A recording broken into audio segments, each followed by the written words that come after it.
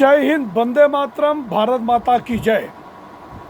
राष्ट्रवाद की बात प्रहार के साथ आप सभी का हार्दिक स्वागत है। दोस्तों, आज का जो विषय है विमर्श का वो है महाराष्ट्र।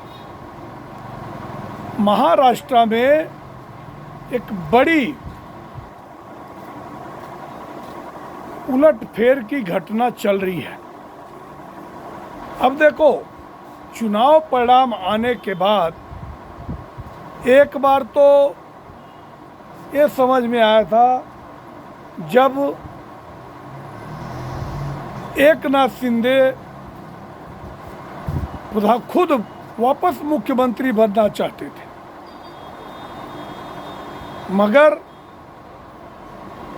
किसको भी पता है अगर भारतीय जनता पार्टी 105 सीटों से 132 सीट आएगी और दैट इज गोल्डन अपॉर्चुनिटी। कौन अपनी गोल्डन अपॉर्चुनिटी मिस करेगा? वो भी भारतीय जनता पार्टी, जिसके करोड़ों कार्यकर्ता हैं। तो उसमें एक खबरें प्लांट की गई कि एकनाथ शिंदे मुख्यमंत्री बनना चाहते हैं। अरे एकनाथ शिंदे, नो डाउट, आपने जब हिंदुत्व की राह से भटक गए थे जनाब उद्धव ठाकरे, तो आपने एक सकारात्मक भूमिका निभाई और महाराष्ट्र को एक हिंदुत्व और दूसरा विकास दोनों चाहिए था। डबल इंजन की सरकार चाहिए थी। अब उसमें आप एक सेतु बन के काम किए।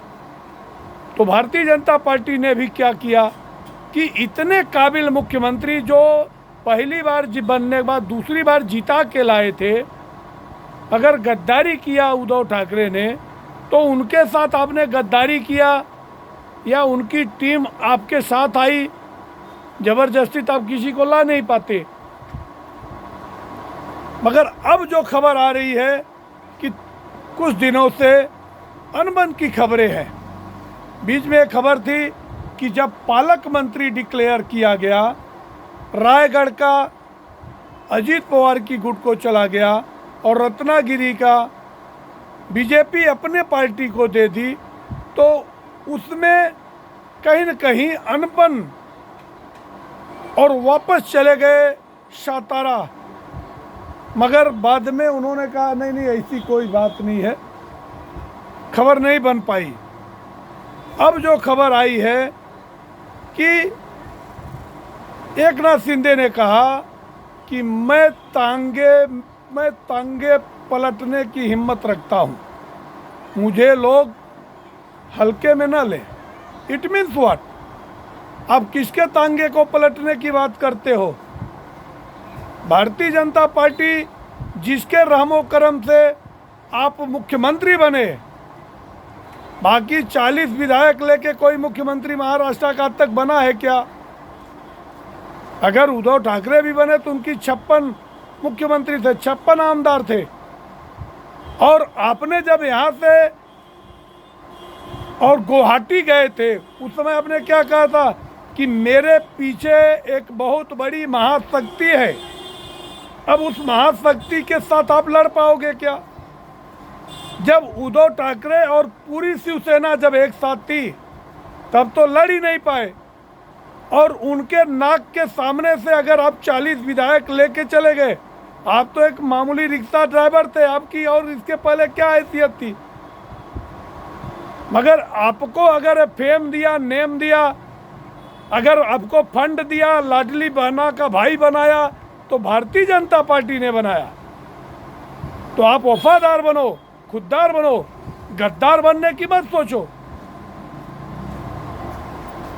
क्यों कि देवेंद्र फडणवीस जो देवा भावी है, he is not a man, he have that much power for dimension whatever he can do. Sharad Pawar की भी रणनीति नहीं चल सकी देवेंद्र जी के सामने। और सबसे बड़े चाणक्य तो देश में एक ही है, वो है अमित शाह जी। तो आप ये धमकी गीदड़ धमकी पहले भी देते थे जब आप शिवसेना के साथ थे, पॉकेट में लेके चलते थे। बाद में आपने क्या कहा? हाँ, आपकी ये बात हमको पसंद आई कि हमने कहा था 200 से अधिक सीटें जीतेंगे और 232 जीत के आए। तो आपके लिए मैं एक सलाह देता हूँ दोस्त होने के नाते, क्योंकि आपने भारतीय जनता पार्टी के साथ मिलकर चुनाव लड़े और 40 से 56 सीटें पहुंचे। तो आपके लिए एक सलाह है कि आप ये महत्वाकांक्षा भूल जाओ और अपने मन में ये भी निकाल दो कि मैं मुख्यमंत्री हूँ। You are not a super CM. हाँ, कोएलिशन पार्टनर हो। रही बात बीएमसी के चुनाव की, तो बीएमसी में अब की बार भारतीय जनता पार्टी का ही सिंहासन होगा। आप चाहे बीजेपी के साथ लड़ो और चाहे बीजेपी से अलग लड़ो, क्योंकि किसी भी सूरत में भारतीय जनता पार्टी अब की बार भगवा फहराने वाली है। और 27 साल का जो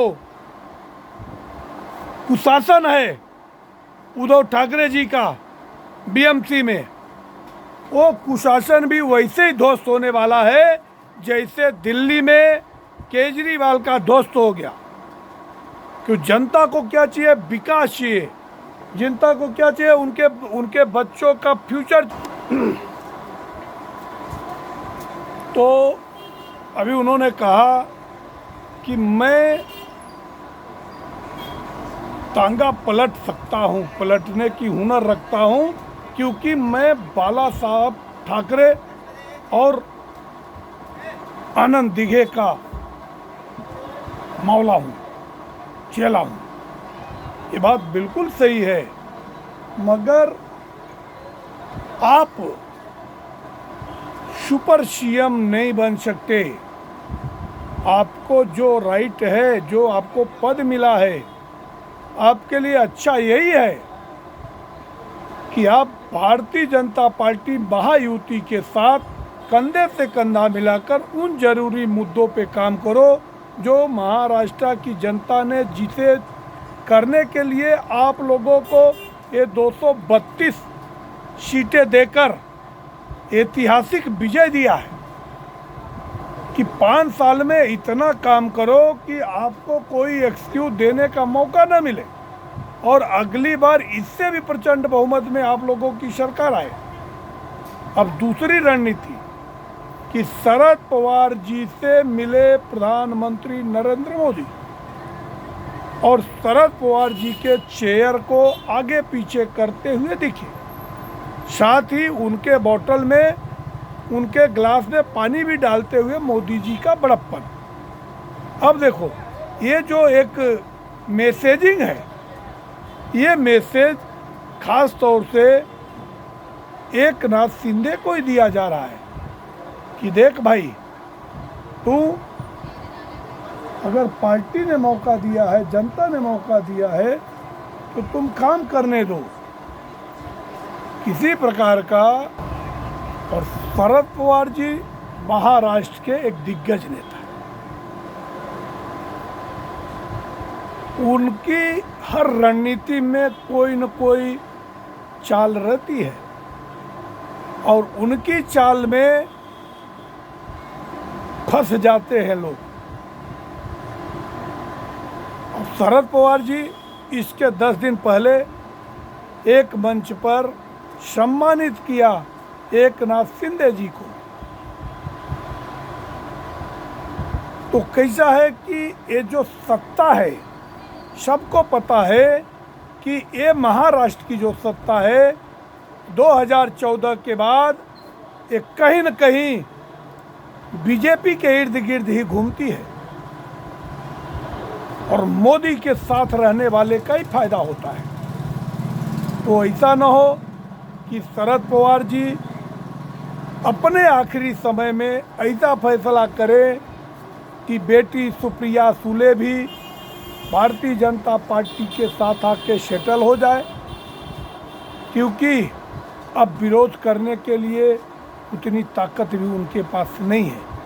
और महाराष्ट्र की जनता ने एक बार नहीं, 2 बार नहीं, तीसरी बार शरद पवार जी को बैक फुट पे लाके खड़ा किया है। जहाँ पिछली बार उनकी 53 सीटें थी, अब की बार दोनों अलग होने के बाद उनको मात्र 10 सीटें मिली और अजीत पवार जो कि भारतीय जनता पार्टी के साथ गए उनको 41 सीटें मिली। तो देखो, भारतीय जनता पार्टी को मालूम था, खास तौर से देवेंद्र जी को, कि एकनाथ शिंदे अगर एक बार उद्धव ठाकरे को तोड़ के आ रहे हैं तो हमारे को भी साथ देंगे, ऐसा कोई गारंटी नहीं। इसलिए उन्होंने क्या किया कि घूंट भले पीना पड़े मगर उन्होंने बैलेंस बनाने के लिए अजीत पवार को लेके आए। और अजीत पवार अगर नहीं होते तो आज भी भारतीय जनता पार्टी की सरकार महाराष्ट्र में नहीं होती। रणनीति शतरंज की एक एक बिशात नरेंद्र मोदी, अमित शाह और देवेंद्र फडणवीस जी को पता है। तो मेरा एक ही सलाह है कि एकजुट होकर आप लोग काम करो, बटोगे तो कटोगे। ये फार्मूला आपके ऊपर भी लागू होता है। आप लोगों को हमारा विश्लेषण कैसा लगा, आप कमेंट सेक्शन में आके हमारे कमेंट कीजिए, अपने विचार रखिए और चैनल को सब्सक्राइब कीजिए। जय हिंद, वंदे मातरम, भारत माता की जय, जय महाराष्ट्र।